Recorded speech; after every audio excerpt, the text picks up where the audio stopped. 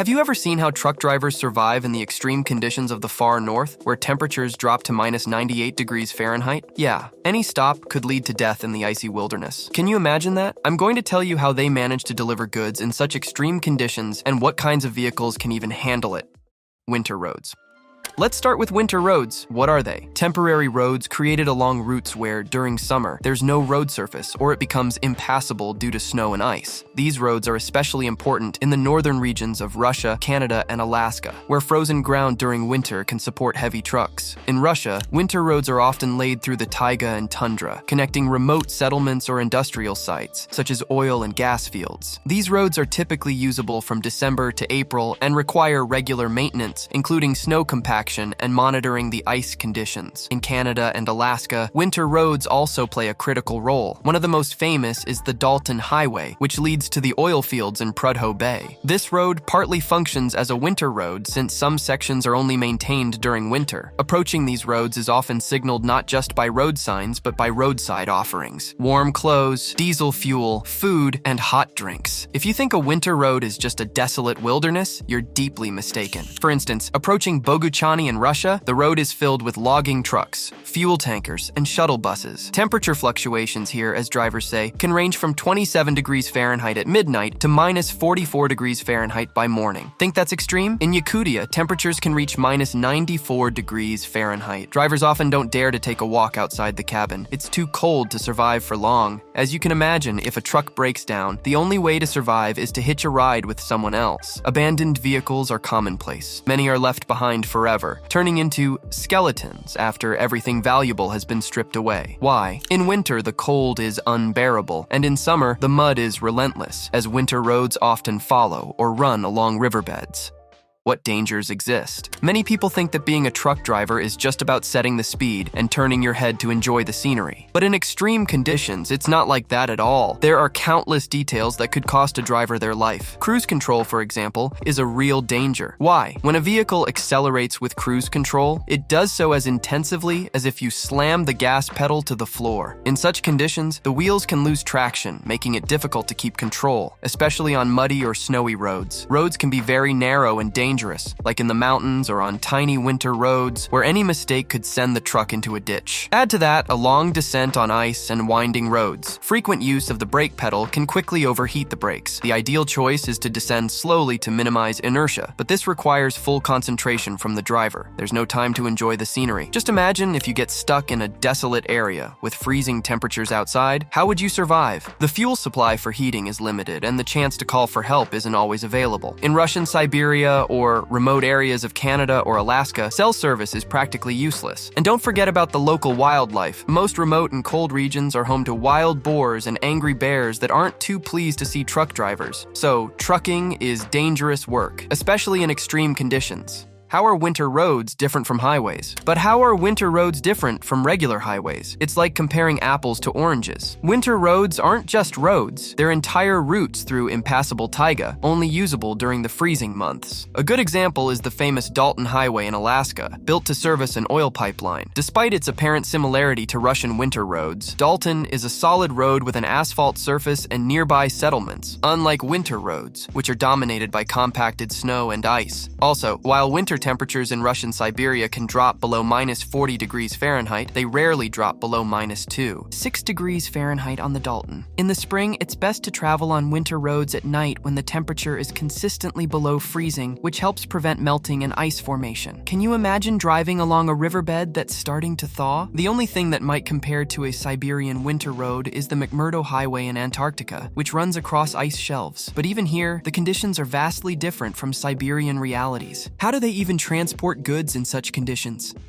How are extreme transports carried out? The first step is route planning. It's crucial to consider many factors, such as weather conditions, road conditions, the presence of bridges, and suitable fueling stations. In extreme conditions, like on winter roads, you can't just refuel whenever you want. It's important to plan everything in advance. It's also essential to conduct a technical inspection of the vehicle, checking its life support systems, engine performance, brakes, lighting, and tires. This isn't just for show. Try surviving overnight with a non-working heater when it's minus 40 degrees Fahrenheit outside. outside. In extreme conditions, it's also important to have additional tools for fixing problems on the road, from a spare tire to a tow rope and winch. During navigation, it's important to have accurate maps or a GPS navigator with up-to-date road information. Drivers often use specialized programs to find the best routes, especially for international shipments. Communication also plays a key role. Drivers need to stay in contact with dispatch centers to quickly receive updates on route changes or driving conditions. Can you imagine what happens if a driver gets stuck in a broken-down truck in the middle of the road? We're talking about extreme conditions here, not a busy highway where someone would come to help right away. The actual transport process requires high concentration and the ability to make quick decisions. Road conditions can change dramatically, especially in areas with extreme weather. Drivers must be able to manage stress and fatigue, regularly stopping to rest. But what do the trucks that can withstand such extreme conditions look like?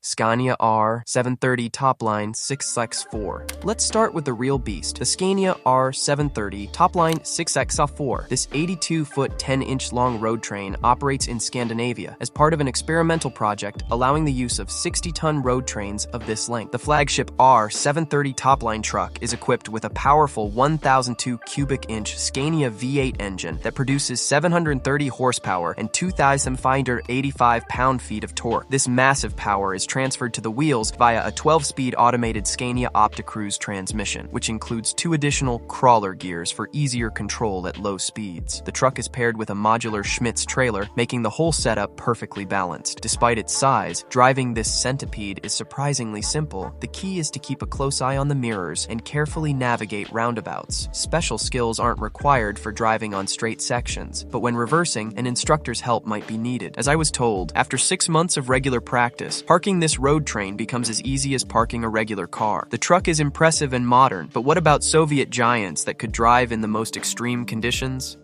ZIL 131. You've definitely seen this truck. The ZIL 131 is a prominent example of Soviet and Russian automotive engineering. It was developed as a successor to the ZIL 157, known as the Kowloon log splitter. But both vehicles were produced in parallel for more than a quarter of a century. Can you imagine that? The ZIL 131 is a powerful all-wheel drive truck with a 6x6 wheel configuration, powered by a 366 cubic inch gasoline engine with 150 horsepower. This truck is renowned for its outstanding off-road capabilities, allowing it to traverse sand and rugged terrain with ease. However, operating it comes with high fuel costs. It consumes anywhere from 10.6 gallons per 62.1 miles on the highway to 26.4 gallons per 62.1 miles in heavy off-road conditions. With the onset of tough economic realities in the late 1970s, when gasoline prices became a significant concern, the decision was made to switch heavy trucks to diesel fuel. Today, an average consumption of 15.8 gallons per 62.1 miles might seem excessively high for private owners, especially considering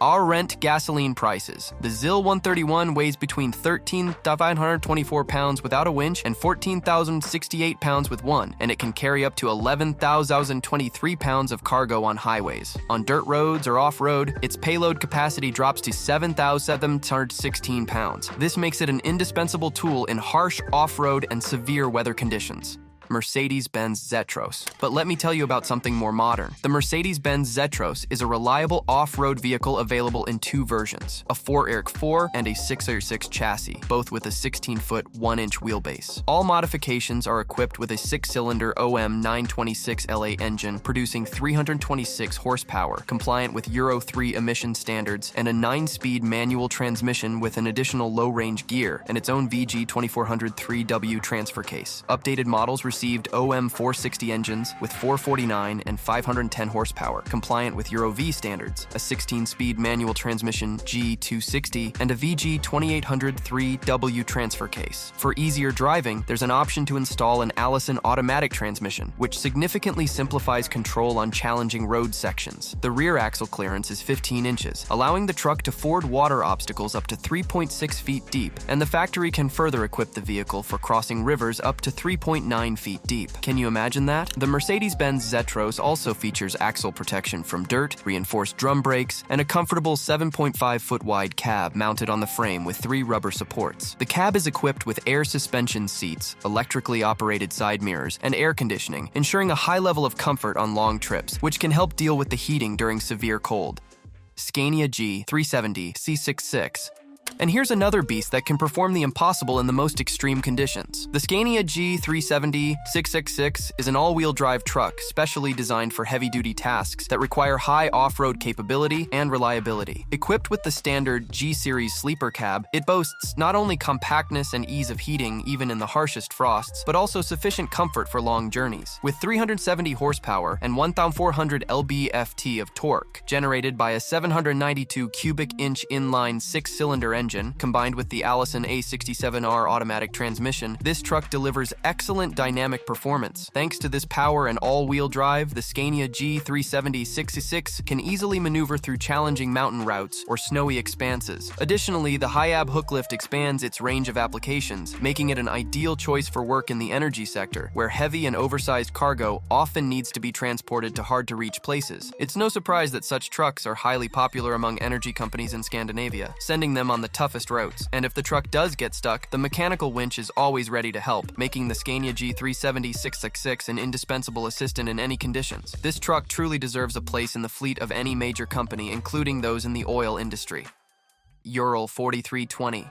And how could we forget this king of off-road, a vehicle known worldwide? The Ural 4320 is a true legend among military and civilian off-road vehicles, gaining immense popularity due to its reliability and off-road capability. Interestingly, it was initially kept classified as an incredible military development for off-road cargo transport. The model range includes several modifications of this 3-axle chassis, varying in engine power from 228 to 310 horsepower, wheelbase length, and payload capacity. However, the core characteristics remain unchanged. Powerful proprietary axles, a transfer case, a 5-speed manual transmission by YAMZ, and a pneumatic brake system. These off-road vehicles are especially valued in the oil and gas industry, where they are used to access pipelines in the most remote areas, including swamps and marshlands. The Ural 4320 also finds wide use in civilian applications, as evidenced by numerous stories of its use. Special mention should be made of the Ural Next series, which also carries the 4320 index, but is an entirely new product. These chassis have undergone significant modernization, special frame treatment, modern upgrades to the brake system, modified YAMZ 536 engines, and a ZF9S1310 manual transmission, as well as a completely redesigned steering system. The comfortable cab, inherited from the plant's time in the